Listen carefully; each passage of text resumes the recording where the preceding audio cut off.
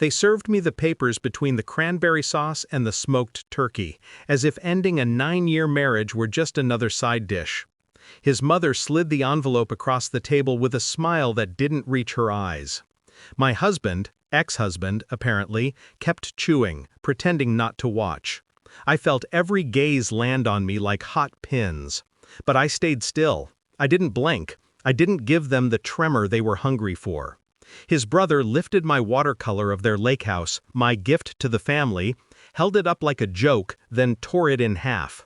"Guess you won't need these anymore," he said. They laughed, loud, careless, certain they'd won. And all I did was lift my glass, swallow, and think, if only you knew what's already in motion. I remember a different version of him, of us. That first autumn night in the gallery when he stood too close to a painting he didn't understand but pretended to. He said he admired the way I saw the world. I believed him. Back then, trust came easily. I mistook his fascination for respect, his intensity for devotion. I couldn't see the cracks beneath the charm. How could I? He hadn't introduced me to the family yet, hadn't shown me what shaped him. If I had seen them then, maybe I would have known what he'd eventually become. The signs started small: misplaced receipts, late nights at work, the hollow excuses. I told myself marriage was cycles, not warnings. But his phone, left unlocked on the counter one morning, ended the guessing. Her message flashed on the screen. "Had fun last night? Tell your wife you're staying late again?" My heart didn't break, it calcified. I put his phone down exactly where he left it. I didn't confront him, didn't cry, didn't scream. I just took a breath, slow and steady, and promised myself I'd never be caught unprepared again. That was the moment my grief became strategy. I began with the house. Legally, it was his. Financially, it was ours. And strategically, it was already mine. While he was busy with his late nights, I was meeting with attorneys, accountants, and a forensic specialist who combed through our shared accounts. Every gift he bought her, every dinner, every hotel was paid for with joint funds. Community property, misused assets. Then there were the loans he never told me about, and the savings account he thought was secret. Nothing stays hidden when someone determined is looking. When the time was right, I moved the pieces quietly.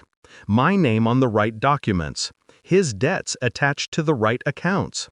A sealed motion filed the same week he served me those papers, one that made his entire house collateral for what he owed. He thought he was ending things on his terms. He never realized he was stepping into the ending I wrote. Thanksgiving was just the stage I chose for the reveal.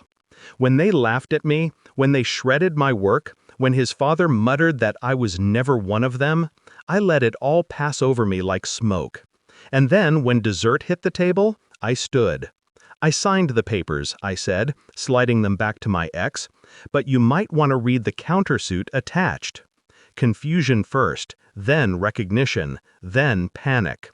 His mother grabbed the documents, scanning, her lips tightening. His father swore.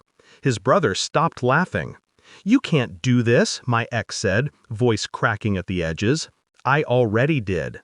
I told them about the misused marital funds, the hidden debts, the subpoena they'd receive for testimony, the lien that would freeze the house until the court settled compensation.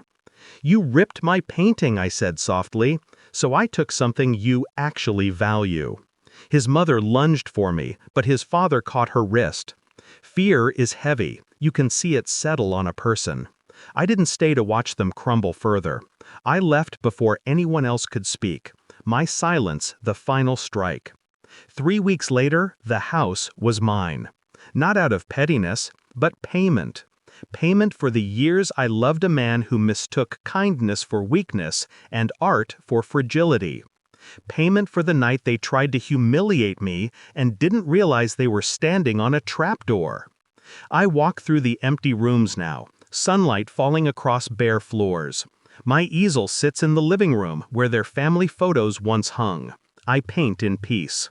No voices mocking me, no hands tearing at what I create. Some betrayals break people. Mine sharpened me. And in the quiet of my new home, their home, I finally feel the kind of justice that doesn't need applause.